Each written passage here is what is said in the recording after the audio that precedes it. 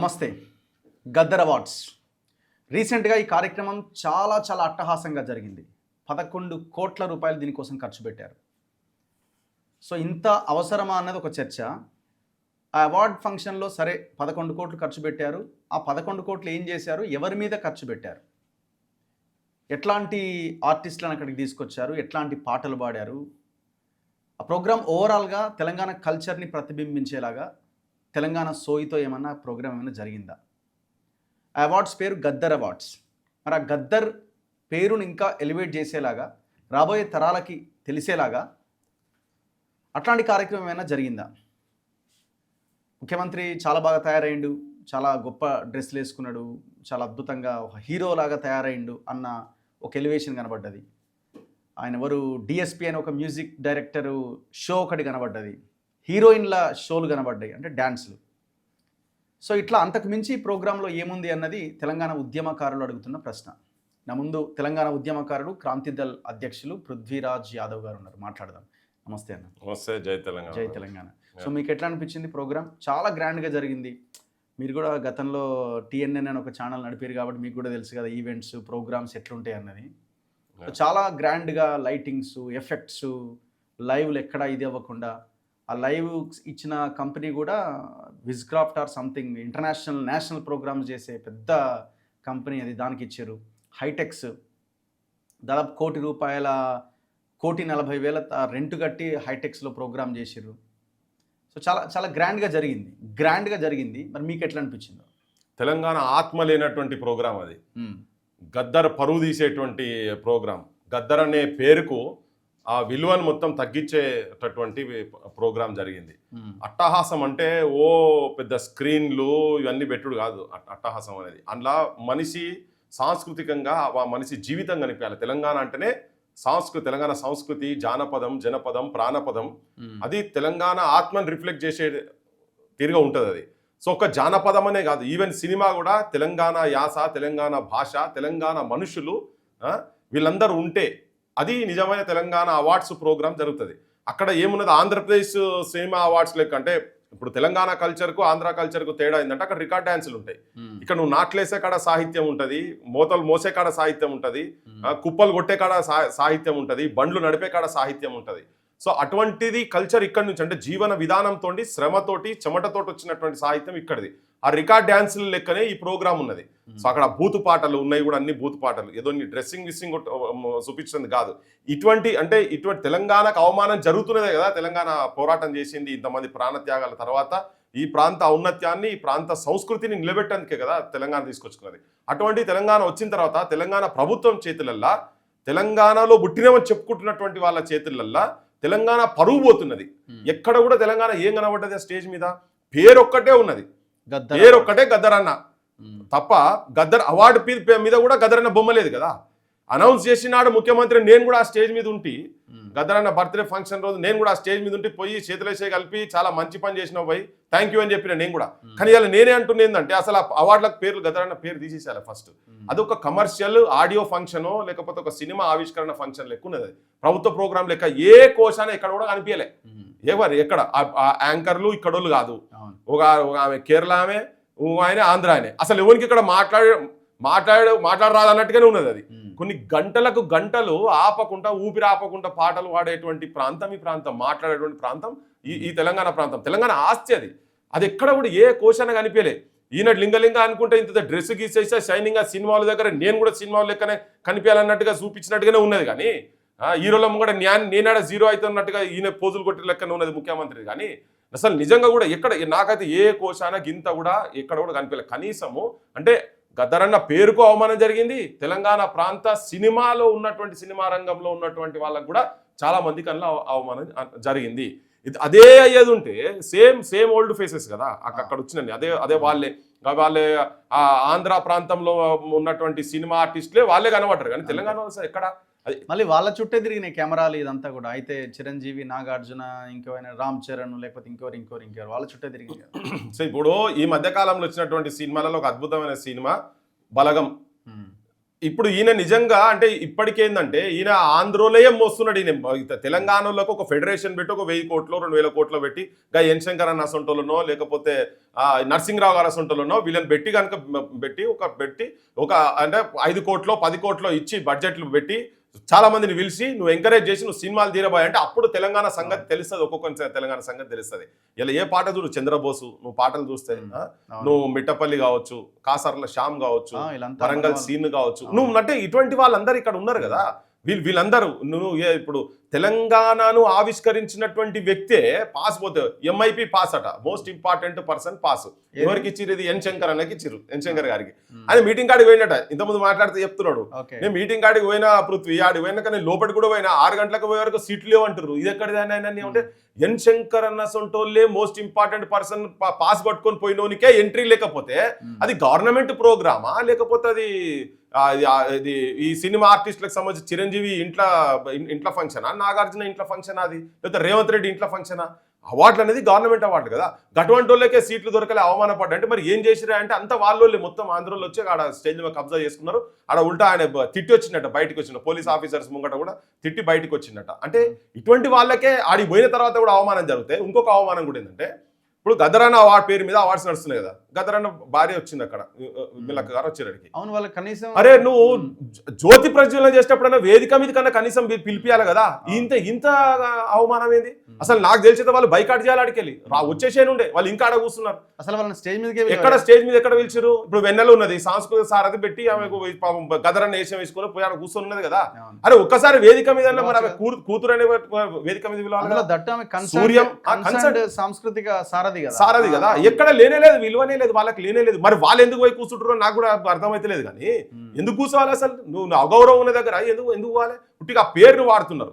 ఇలా ఇంకొకటి ఏంటంటే చాలా చాలా అన్యాయం, చాలా ఘోరం ఏంటంటే గద్దరన్న పేరు ఒకటి చెప్పి లేకపోతే మన అందశ్రీ పేరు చెప్పుకుంటా కొంతమందికి 9 మందికి అవార్డులు, ₹1 కోటి అవార్డులు ఇచ్చేసి వీళ్ళు మొత్తం తెలంగాణలో ఉన్నటువంటి కళాకారులను మొత్తం అవమానం చేస్తున్నారు. ఎక్కడ ఇప్పుడు నేను 2-3 అంశాలు చెప్తున్నా. ఇదే ముఖ్యమంత్రి అసలు ఏమి లేని దగ్గర సాహిత్యమే తను నిలబెట్టింది. ఏది 3 రంగుల జెండా బట్టి అని చెప్పిన ఒక పాట యాడికి పోయినా, ఆయన పెళ్లికి పోయినా అదే, పురుడు పోయినా అదే. గవర్నమెంట్ అఫీషియల్ ప్రోగ్రామ్స్ లో కూడా దాంతోనే స్టార్ట్ అవుతుంది కదా. ప్రైవేట్ ఫంక్షన్ లో కూడా అది పెడితేనే ఆయన ఎంట్రీ కాగానే ఈ పాట తోటి నిన్ను పార్టీలు ఎలివేట్ చేసిండ్రు. నువ్వు ఒక స్థాయికి పోయేటట్టు చేసినటువంటి నల్గొండ నరసింహారెడ్డికి నీకు ఆ వేదిక మీద పాడేటువంటి అవకాశం ఉండాలనా లేదా? ఇలా ఏ పార్టీ వాడు, కాంగ్రెస్ వాడు కావచ్చు, బీజేపీ వాడు కావచ్చు, బీఆర్ఎస్ వాడు కావచ్చు, జనసేనోడు కావచ్చు, లేకపోతే ఏంది చంద్రబాబు నాయుడుకి సంబంధించిన వాళ్ళు కావచ్చు, ఎవరైనా కానీ ఈవెన్ జగన్ అయినా కానీ అందరికీ పాట ఆయన పాట పాడాలి. ఇలా ఊరికి పాట వస్తున్నది కదా. ఈయన గురించి కూడా నేను కూడా ఆయన విజ్ఞప్తి చేస్తున్నా. ఈ బంజాయినంత నిప్పులు గుండెలో పెట్టుకున్నట్టు ఇలా మాకు నిప్పులు ఉన్నాయి, లోపల రగులుతున్నాయి. మీ అసంటోళ్ళు ఎంబడి పడతాం, ఇక పడతాం, మీ ఇళ్ళ కాడికి కూడా వస్తాం, మీరు కూడా పాటలు బంద్ చేయాలి. అటువంటి వాడిని కూడా గౌరవం లేదు. ఆయనకు అడిగిన అంటే మాకు ఇన్విటేషన్ వస్తాదే అన్న అంటారు. అయితే ఏ కళాకారుడికి ఉన్నది? వీళ్ళు ఇప్పుడున్న తెలంగాణ గొప్ప కళాకారులైన ఏ కళాకారులకు ఉన్నది? ఏ సింగర్లకు వచ్చింది? ఎవరికి రాలేదు. మిట్టపల్లి సురేందర్ ఓకే, ఇలా సాహిత్యంలో అద్భుతంగా, సినిమా పాటలు కూడా అద్భుతంగా చేస్తున్నారు. అసలు చాలా మందిని ఇక్కడ పెంచి పోషించి తెలంగాణ విముక్తి చేసేందుకు తెలంగాణ గురించి అసలు ఎవరు చెప్పలేనంత మా వరంగల్ సీను ఉన్నాడు కదా. వరంగల్ సీనుకు ఇన్విటేషన్ లేదు. అరే ఇప్పుడు సినిమా పాటలు కూడా పాడుతున్నటువంటి వాళ్ళు కూడా ఉన్నారు కదా, వాళ్ళకు కూడా ఇన్విటేషన్ లేదు. ఎవరు మా మధుప్రియ సొంటోళ్ళకి లేదు, గంగా సొంటోళ్ళకి లేదు, ఎవరికి అంతడుపులు నాగరాజు. ఇప్పుడు ఇవాళ నువ్వు రాహుల్ గాంధీ అక్కడికి వెళ్ళి యాత్ర చేసేటప్పుడు వస్తే తెలంగాణ సంస్కృతిని చూపిస్తేందుకు అద్భుతంగా కావాలంటే గదరన్న పరిచయం చేసిన మా నాగరాజు వీళ్ళందరూ కూర్చొని చేసినటువంటిది. రాహుల్ గాంధీ పాదయాత్ర మొత్తము ఈయన ఎక్కడ ఎంటర్ అయిన కాడికెళ్ళి ఈ స్టేట్ ఎగ్జిట్ అయ్యే వరకు ఆయన మొత్తం వెంబడి ఉండి ఆ కళారూపాలు మొత్తం ప్రజెంట్ చేయించారు. అటువంటికి ఏం గౌరవం ఉండదు. ఇంకొకటి, కిరణ్ కుమార్ రెడ్డి ప్రభుత్వంలో నంది అవార్డ్స్ ఇచ్చేటప్పుడు ఇదే తెలంగాణ గురించి ఇదే నాగరాజును వేదిక ఎక్కిపించి తెలంగాణ సంస్కృతి సాంప్రదాయాలు ఇక్కడ ఉన్నటువంటి వాటన్నిటిని ఆ ప్రోగ్రాంల వేదిక మీద చూపించిండు. ఏది మన సికింద్రాబాద్ అదే ఏమంటారు దాన్ని లలిత కళా తోరణం దాంట్లో చూపించిండు. ఇది ఆంధ్రప్రదేశ్ ఉన్నప్పుడు వీళ్ళకు విలువ దొరికింది, తెలంగాణ వచ్చిన తర్వాత విలువ దొరకలేదు వీళ్ళకు. ఇంతకన్నా ఘోరం, ఇంతకన్నా అన్యాయం ఎక్కడ ఉంటుంది? ఇప్పుడు అసలు అక్కడ స్టేజ్ మీద చెప్పండి మన ఇప్పుడు ఎన్ శంకర్ ఒక కథ అయితే నరసింహరావు గారు అక్కడ ఉన్నారు. అసలు గద్దరన్న అంతే కదా, గదరన్నను చాలా చాలా విషయాలలో గదరన్నకు తోడ్పాటు ఉండి బయటికి తీసుకొచ్చిన దాంట్లో ప్రధానమైన పాత్ర పోసిన నరసింహరావు గారు అక్కడ ఉంటే కనీసం వేదిక ఎక్కిపించి ఒక వాడనాన్ని చేతి మీదకి ఇప్పి అన్నా లేదా మన సొంటలకు అనిపిస్తాయి కదా, తృప్తి అనిపిస్తాయి కదా. ఆయన పాపం సొంత ల్యాండ్ వాళ్ళు జనాలకు ఇచ్చిన బాపతులు వాళ్ళు ఏదో ఆశామాషోడు కాదు కదా. ఏ టైంలో మా భూమి బండి వెనక బండి కట్టి 16 బండ్లు కట్టి ఏ బండ్లే పోతావు కొడుకు అన్న జాము సరకారోడా అని అది అటువంటి పాటలను గద్దరన్నను కూడా ఇంట్రడ్యూస్ చేసినటువంటి వ్యక్తి కదా. పల్లెటూరి పిల్లగాడ పసులగాసే మొనగాడ పాలు మరసి ఎన్నాళ్ళు అయ్యిందో ఇవన్నీ సినిమాలలో వచ్చినాయి కదా.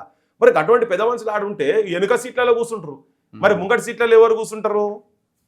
చిరంజీవులు కూర్చుంటారు, నాగార్జునులు కూర్చుంటారు, ఇటువంటి వాళ్ళ ముంగట పైసా పనికిరారు వీళ్ళంతా. చైర్లకు పేర్లు కూడా రాసినట్టు చిరంజీవి నాగార్జున ఏదో సంథింగ్ కనబడ్డది.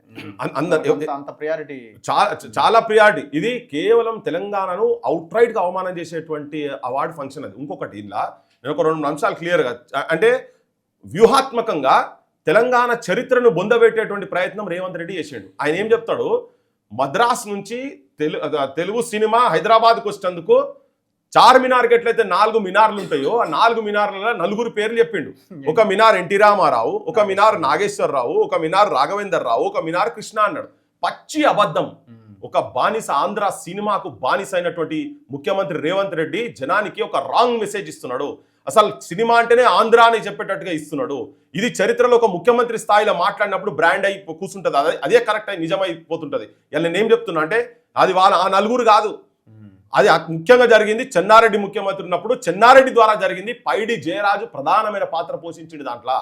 ఈయన పోయి కూర్చొని ఆడికి పోయి చెన్నైకి పోయి వీళ్ళని కూర్చోబెట్టి వీళ్ళు రాననే సిచ్యువేషన్ ఉంటే కూడా ఇక్కడికి వచ్చిన తర్వాత వీళ్ళకు భూములు ఇప్పించిండు. ప్రభాకర్ రెడ్డి కూడా చెప్తాను నేను. అయితే భూములు ఇప్పించిండు. ఈయన ప్రభాకర్ రెడ్డి పేరు ఈయనకు మాట్లాడేందుకు దరియదు. ఈయనకు నిన్న మొన్న మనసంటోలో మాట్లాడుతుంటే ప్రభాకర్ రెడ్డి పేరు అన్నాడు అంతనే.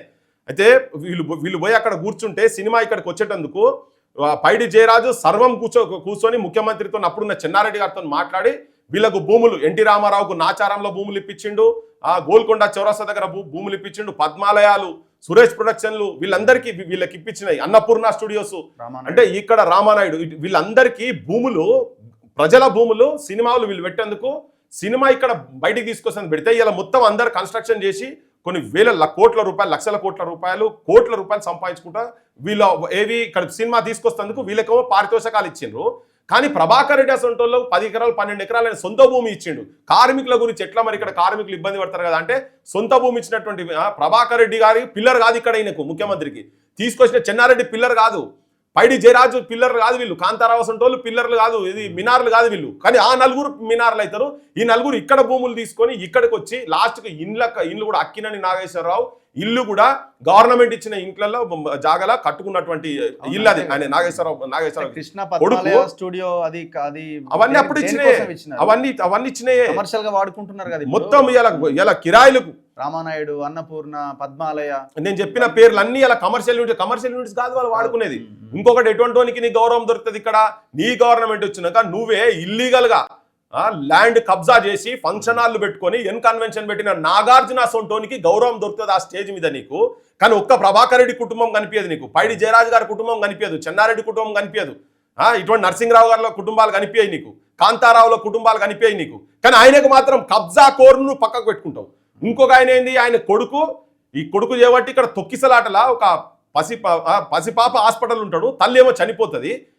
అటువంటి తండ్రిని నీకు ఇక్కడ గెస్ట్ ఏది మొన్న సినిమా వచ్చా కదా పుష్ప సినిమాల అందరు అసెంబ్లీలో ఉండి ఈయన కూడా మాట్లాడి ఎవడైనా ముచ్చటం లేదని చెప్పాలి. ఆయన స్టూడియోలు కడితేనే పోతావు. ఎక్కడ నువ్వు తెలంగాణ వచ్చిన తర్వాత ఎక్కడ తెలంగాణ గౌరవం నిలబెట్టేటువంటి స్థాయిలో ఎక్కడ మాట్లాడుతున్నా అంటే జనం కూడా తెలవాలి ఎంత దుర్మార్గంగా ఈ ముఖ్యమంత్రి ఎట్లా వ్యవహరిస్తున్నాడు. ఆంధ్రలో చెప్పులు ఎట్లా, ఆంధ్ర సినిమాల చెప్పులు ఎట్లా మోస్తున్నాడు ఈయన అనేది అది క్లియర్గా ఇటువంటి సందర్భాలు, ఇటువంటి సన్నివేశాలు చెప్పుడు. ఒక్క 4 పాటలు తెలంగాణలో, ఒక్క తెలంగాణ పాట లేదు కదా అక్కడ స్టేజ్ పైన ఉందా? తెలంగాణ తల్లి విగ్రహం సెక్రటేరియట్ లో ఆవిష్కరించినాడు బూతు పాటలే. ఆ రోజు మనం మాట్లాడినాం. ఇప్పుడు మళ్ళీ గవే బూతు పాటలు. అసలు నా దృష్టిలో ఈ దానికి గద్దర్ అవార్డ్స్ అనే పేరు తీసి పడేశారు. అంత గొప్ప పేరు పెట్టి ఒక్కడన్నా కనీసం నారాయణమూర్తి ఒక్కడు మాట్లాడినట్టున్నాడు. ఎవరికి గౌరవం దొరికింది అక్కడ? ఏ కళాకారులకు గౌరవం దొరికింది? ఎవరికి గౌరవం దొరకలే కదా ఆ వేదిక మీద. కుటుంబానికి దొరకదు, తెలంగాణకు దొరకదు, తెలంగాణ సాహిత్యానికి దొరకదు. ఈ సందర్భంలో ఇంకోటి నేను చెప్పదలుచుకున్నది ఏంటంటే, మనం కూడా పోయినాం చాలా, ఇది మన జయధీర్ తిరుమలరావు సార్ ఆద్య కళా దానికి పోయినాం కదా. తెలంగాణ సమాజం మొత్తం చూసింది. వెంకయ్యనాయుడు వచ్చి చూసిండు, ఉపరాష్ట్రపతి వచ్చి చూసిండు, కిషన్ రెడ్డి వచ్చి చూసిండు, టీఆర్ఎస్ లో ఉన్నటువంటి మంత్రులు వచ్చిండు, వినోద్ కుమార్ అసంటోళ్ళు వచ్చారు, సీతక్క వచ్చింది, ఇప్పుడు కల్చర్ మంత్రి కూడా వచ్చిండు. వీళ్ళందరూ వచ్చి చూసిండ్రు. తెలంగాణ అందరికీ ఏంది, కొన్ని వేల తెలంగాణ చరిత్ర ఇంప్లిమెంట్స్ అన్ని మొత్తం అక్కడ వచ్చింది కదా. 5 డిఫరెంట్ ఆస్తులు అవి. తెలంగాణ అంటే దక్కన్ పీఠభూమిలో ఉన్నటువంటి సంస్కృతిని తీసుకొచ్చి అక్కడ కూర్చోబెట్టేటువంటి అద్భుతంగా పెట్టారు కదా. పనిముట్లు జీవన విధానంలో ఉన్నటువంటి వాటిది నేను ఊకే చెప్తుంటా. కవ్వు కదురు కవ్వం నడిచినటువంటి ఊర్లో కరువు ఉండదని చెప్పిన సామెత వచ్చింది. ఈ కవ్వెక్కడ ఈ 3 ఇంప్లిమెంట్స్ ఏంటి అనేది అందులో ఉన్నాయి. ఇవి రేపు చరిత్ర పోతే పీక్తే వ్యవసాయం గురించి వాడినటువంటి ఇంప్లిమెంట్స్. ఇటువంటి ఎన్ని సామెతలు ఇప్పుడు మనం చాలా కులాలల్లా ఇప్పుడు ముదిరాజులు పూజ చేసుకోవచ్చు, గొల్లోలే కావచ్చు, ఇటువంటి చాలా కులాలు ఏ విగ్రహాలు పెట్టుకొని వాళ్ళు చేసేటియో అవన్నిటిని మేమైతే నాకు గుర్తుకున్నది నల్గొండ పోయి భూమిలోకి మొత్తం తీసుకొని వచ్చి ఒక 20 ఏళ్ల కింద పాతి పెట్టిన 20-30 ఏళ్ల కింద పాతి పెట్టిన తీసుకొచ్చి పెట్టినాం. వాటికి జస్ట్ ఒక జాగా కావాలి. వాటికి ఆ జాగా ఈ మీటింగ్ పెట్టిన పైసలు కనుక దానికి పెట్టేది ఉంటే ఇలా వాటికి ఒక షెల్టర్ వస్తుండే, రేపు భావి తరాలకు ఉపయోగపడేటువంటి స్థాయిలో. ఇంకొక విషయం కూడా ఇక్కడ జనానికి కూడా తెలవాలి ఏంటంటే, ఇప్పుడు మనం 11 కోట్లు చెప్తున్నాం, 11 కోట్ల పైన అఫీషియల్గా ఉన్నాయి. ఇక మిగతా అన్ని డిపార్ట్మెంట్లకి అన్ని తీస్తే ఇంకో 5-6 కోట్లు పక్కా వస్తాయి. దాదాపు 20 కోట్ల వరకు దానికి స్పెండ్ చేశారు నాకు తెలిసి క్లియర్ గా. ఇప్పుడు 550 మంది సాంస్కృతిక సారథి దాంట్లో ఉద్యోగాలు ఇచ్చారు. ఓకే, దాంట్లో ఒక 30-40 మంది చచ్చిపోయారు, కొంతమంది జాబ్ కూడా వదులుకున్నారు. వాళ్ళు ఒక 500 మంది 480-490 మంది ఉన్నారట. ఇప్పుడు ఒక 500 మంది ఉన్నారు అనుకుందాం. 500 మందికి నెలకు వాళ్ళకి ఇచ్చేది 31,820 రూపాయలు ఎంతో ఉన్నది దానికి జీతం, 32,000 అనుకున్నాం. వీళ్ళకు 500 మందికి జీతాలు 1,55,00,000 రూపాయలు నెలకు అవుతున్నాయి. ఒక సంవత్సరంకు సరిపోయే జీతాల పైసలు వీళ్ళు ఒక్క ప్రోగ్రామ్ తోటి, అది తెలంగాణ ఎక్కడ ఏ మాత్రం ప్రతిబింబించని ప్రోగ్రామ్ కు ఖర్చు అవుతున్నాయి. కాదు ఖర్చు లేకుండా వాళ్ళు ఆల్రెడీ జీతం ఇస్తున్నావు కాబట్టి నువ్వు ఫ్రీగా వాడించవచ్చు కదా. అక్కడ వాళ్ళకి పెద్ద గౌరవం ఉంటుంది. ఇంకొకటి ప్రభుత్వ ప్రోగ్రామ్ అంటేనే అంటే ఈ సందర్భంలో ఏమంటున్నా అంటే, ఇంకొక 500 మంది కళాకారులకు నువ్వు ఆ ఒక్క ప్రోగ్రామ్ చేయబట్టి 500 మంది కళాకారులకు నౌకర్లు ఇవ్వచ్చు. నీ గవర్నమెంట్ రాకముందు నువ్వు చెప్పినావు కదా నౌకర్లు ఇస్తా అని చెప్పి, వాళ్ళకి నౌకర్లు ఇవ్వచ్చు. ఇంకోటి ప్రభుత్వ ప్రోగ్రామ్ అంటే పైసలు ఇచ్చి పెట్టేది కాదు, అదొక హానర్, అదొక గౌరవం. ఒక్కొక్కరికి చిరంజీవికి ఏం తక్కువైంది, నాగార్జునకి ఏం తక్కువైంది, జయసుధకి ఏం తక్కువైంది, ఎవరికేం తక్కువైంది? అసలు నువ్వు పైసలు ఇచ్చుడు ఎక్కడిది? గవర్నమెంట్ ఒక నీకు ఒక ప్రైజ్ ఇస్తుందంటేనో, ఒక నిన్ను హానర్ చేస్తుందంటేనో అదే గొప్ప కదా. ఇప్పుడు ఈ పద్మశ్రీ పద్మభూషణ్ అవార్డులకే ప్రైజ్ మనీ ఉండదు, చాలా నామినల్ అవార్డుకే దానికి పెద్ద ఇది. నీ ముఖ్యమంత్రి చేతుల మీద తీసుకుంటున్నట్టే గౌరవం. కానీ ఈ ముఖ్యమంత్రి ఎట్లా పాడంటే, వాళ్ళతోనే పక్కన ఫోటోలు దిగితే పెద్ద మనిషిని అయితే అనే లెక్కలే ఈయన ఆలోచన. గంత బక్వాస్ ఆలోచనలో ఇటువంటి ముఖ్యమంత్రులు ఇటువంటి వాళ్ళు వచ్చి ఆ వేదికల మీద కూర్చున్నారు. ఆ సినిమాలో పక్కకు నిలబడుకుంటా ఇట్టి అనుకుంటా ఏడ ఫోటోలో నాది వస్తుందా అన్నట్టుగా ఏంది ఇది? ఆ వస్తే కూడా ఎవరు పట్టించుకుంటూ లేడు. అసలు ఈయన పట్టించుకుంటూ లేడు ఆడేవారు. మంచిగా దర్జా కాళ్ళ మీద కాలేసుకొని లేచినోడు కూడా చక్కగా లేస్తలేడు. ఈయన పోతే కూడా అంటే అంత విలువ లేకుండా ఎందుకు ఉండాలి? అసలు ముఖ్యమంత్రి అంటే నీకు కాదు మాకు అవమానం అనిపిస్తుంది. మన తెలంగాణ రాష్ట్ర ముఖ్యమంత్రిని అవమానం చేస్తున్నాడు మాకు అనిపిస్తుంది. ఈయన సోయి లేకుండా వాళ్ళెంబడి తిరుగుతున్నాడు. అందులో ఎట్లుందంటే ఒక షో ఆఫ్ చాలా స్ట్రాంగ్ గా అంటే పర్ఫెక్ట్ గా చేస్తున్నారు. అంటే ఈవెంట్ డ్రెస్సింగ్ ఎట్లా పోవాలి, ఎట్లా నడవాలి, ఎట్లా పైకి స్టేజ్ ఎక్కాలి. ఇప్పుడు మీరు చూడండి నేను ఆల్మోస్ట్ దాన్ని ఫాలో అయినా. ఎక్కడో ఉన్న అనిల్ కపూర్ చేత ఒక వీడియో చేయించి ఆ వీడియోని అక్కడ ప్లే చేసి, అంటే ఎలివేషన్ అనమాట, అక్కడ ప్లే చేసి please welcome to the dais అని అనిల్ కపూర్ చెప్తాడు ఆ వీడియోలో. అప్పుడు రేవంత్ రెడ్డి అంటే అక్కడ ఉన్న యాంకర్లు లైవ్ లో ఉన్న సుమా గానీ ఆయన ఎవరో ప్రదీప్ గాని చెప్పరు, ఈయన పిలవరు. అనిల్ కపూర్ పిలుస్తాడు ఆయన స్టేజ్ మీదకి, వీడియోలో వీడియో ప్లే చేస్తారు. ఇంత భావదారిద్ర్యంలో ఉన్నాడు తెలంగాణ ముఖ్యమంత్రి రేవంత్ రెడ్డి గారు, అంత భావదారిద్ర్యంలో ఉన్నాడు. ఆయనే ఇక్కడ 4 కోట్ల జనానికి ఎన్నుకున్నటువంటి ముఖ్యమంత్రి. ఆయన ఆడ కూర్చుంటే ఆయన ఏం ఫీల్ అవుతుందంటే, అనిల్ కపూర్ నన్ను పిలిస్తే నా గౌరవం పెరుగుతుంది అనే స్థాయిలో ఆయన మానసిక స్థితి ఉన్న తర్వాత, ఇంత దౌర్భాగ్యమైనటువంటి ఆలోచనలు ఉన్న తర్వాత ఇంకా ఏం చెప్పుకోవాలి? ఇన్సల్ట్ అనిపిస్తుంది తెలుసా. వాళ్ళందరూ పరాస్కాల మాటలు, ముఖ్యమంత్రి మరి మీరు ఉన్నారు కానీ మీరు ఏమనుకోవద్దు. ఏంది ఎక్కడ కథ, ఏం పాటలు, ఆ పాటలు ఏంటిది? ఒక్కొక్క పాట అసలు డిఎస్పీ సాంగ్స్ ఏంది అవి, అదే అడ్డమైన పాటలు, చెత్త పాటలు. కిందికి దిగి దాది ఒక పెద్ద ఇదిలాగా, అంటే మనం జనరల్ గా జాతరలా చూస్తుంటాం అట్లాంటిది. స్టేజ్ ఉంటుంది, స్టేజ్ దిగి మళ్ళీ కింద ఎగరడం, ఇదంతా ఆంధ్ర రికార్డ్ డాన్సులు, హీరోయిన్ ని పైకి లేవి ఆమెతో డాన్స్ చేయడం, ఇవన్నీ ఆంధ్రాలో రికార్డ్ డాన్సులు గిట్నే చేస్తారు. నువ్వు చూడు ఆంధ్ర ఇప్పుడు అదే తేడా. ఇప్పుడు కొంతమంది ఆంధ్రలో కోపం రావచ్చు ఇవన్నీ మాట్లాడుతుంటే, కానీ మాకు ఇవన్నీ కల్చర్ మాది కాదనే కదా మేము తీసుకొచ్చుకున్నది. తెలంగాణలో ఎక్కడ రికార్డ్ డాన్సులు ఉంటాయా? రాత్రి పూట మన దగ్గర హరికథలు, బుర్రకథలు, ఇవన్నీ అంటే మన బతుకు గురించి ఈ సుఖ సత్య అసంటోళ్ళు ఇటువంటి వాళ్ళు వచ్చి వాళ్ళ ప్రోగ్రాంలు, ఒగ్గు కథలు, ఇవన్నీ అంటే మన జీవితాలు, మన భగవంతులు ఇవన్నీ తీసుకొని అవి ప్రదర్శన కొన్ని గంటలు ఇలా చచ్చిపోతే తెల్లందాక పాటలు మన జీవితం గురించి, మనకున్న బంధాల గురించి, బంధుత్వాల గురించి ఇవి పాడేటువంటి పాటలు ఉంటాయి.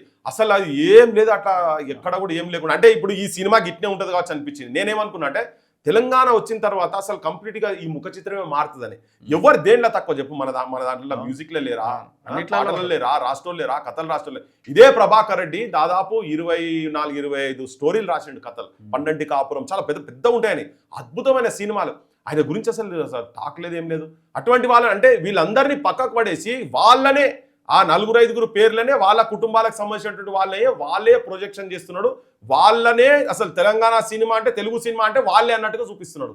ఇది చాలా దౌర్భాగ్యమైన పరిస్థితి. తెలంగాణ సమాజం కూడా అసలు అర్థం చేసుకోవాల్సిన అవసరం ఉన్నది. ఈ ముఖ్యమంత్రి గతంలో గౌరవం దొరకలేదనే ఇబ్బంది పడ్డాం.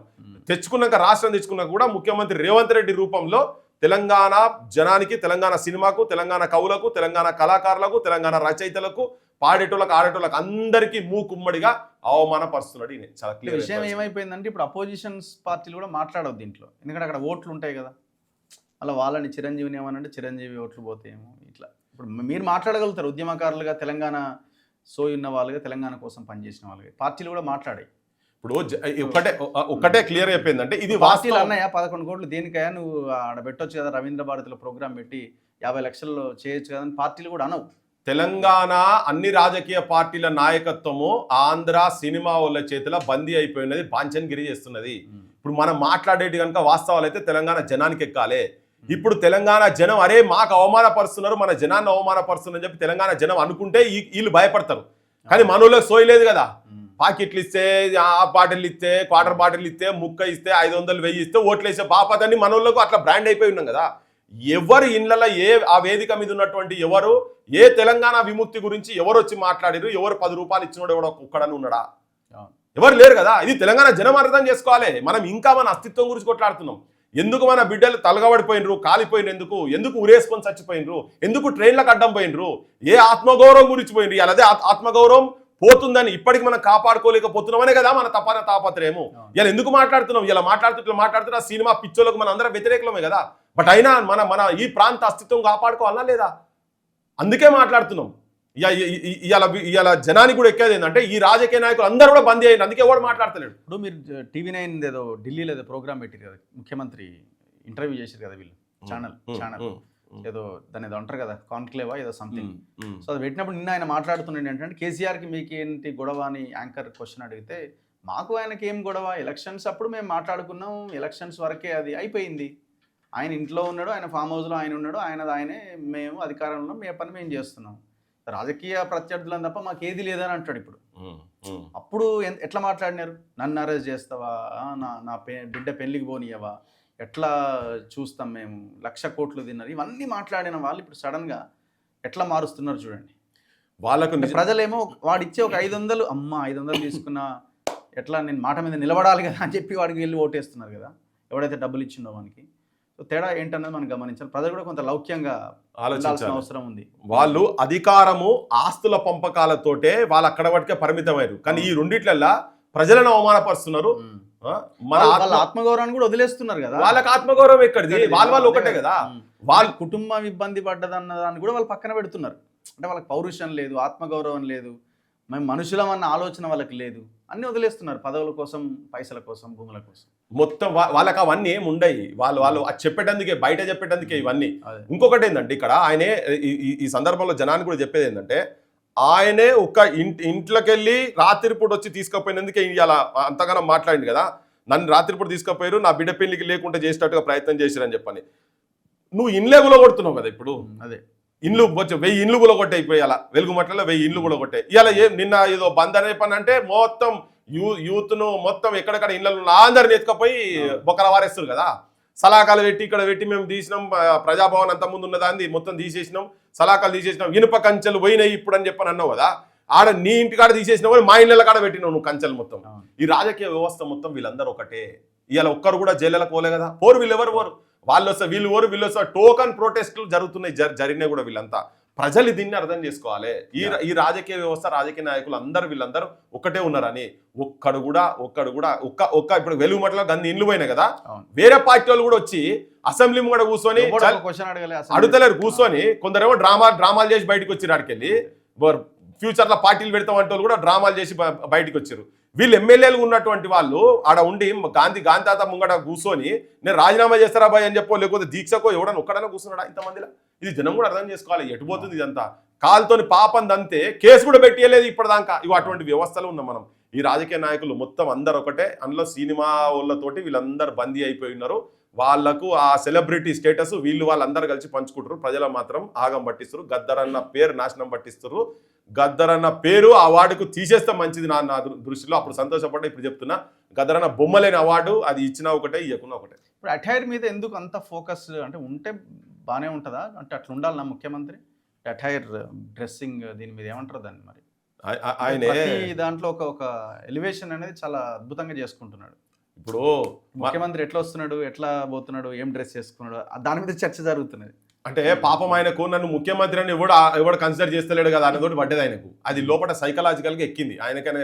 ఇక మళ్ళీ ఇంట్లో కూడా అట్లా ఉండేదో నాకు తెలియదు, కానీ అది ఎక్కడో పడ్డ దిమాక్లా. నేను కనీసం ఈ డ్రెస్సింగ్ తోటన్నా చూపించుకుంటాను. ఆయన పర్సనాలిటీకి సరిపోతలేదు. ఇప్పుడు లాల్ బహదూర్ శాస్త్రి కూడా పొట్టిగానే ఉండే ఆయన నీ లెక్కనే, కాకపోతే జనంతో తిరిగిండ్రు. నీ హైట్ వెయిట్ చూసుకొని నన్ను ఎవడు కన్సిడర్ చేస్తలే కాదు, నువ్వు చేసే పనులను బట్టి నీకు గౌరవం వస్తుంది.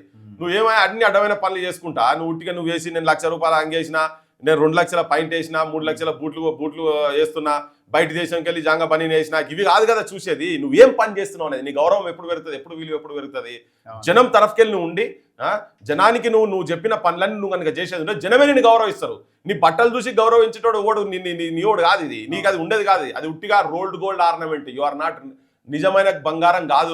నిజమైన బంగారం కాదు కనుక నీకు ఎవడు విలువిస్తలేడు. అయితే ఆ తాపత్రయంలో పాప ఈ బట్టలను చూసాను నేను సినిమాలో లెక్క అయితేనే నాకనే ఒక సెలబ్రిటీ స్టేటస్ వస్తుంది అనుకుంటున్నట్టున్నాడు. కానీ ఎలక్షన్ల ముందు ఏం చేసిండు? పేదవాళ్ళని గల్లమిలాయించుకొని నేను పేదవాళ్ళ మనిషిని అటు ఇట్లా అని చెప్పని అప్పుడు పోజులు కొట్టిండు. ఇప్పుడు అది ఎప్పుడు కన్సిడర్ చేస్తలేరు అనుకోని ఇప్పుడు ఇది ఒక బాట పట్టిండు. కానీ ఈజ్ గోయింగ్ టు ఫెయిల్.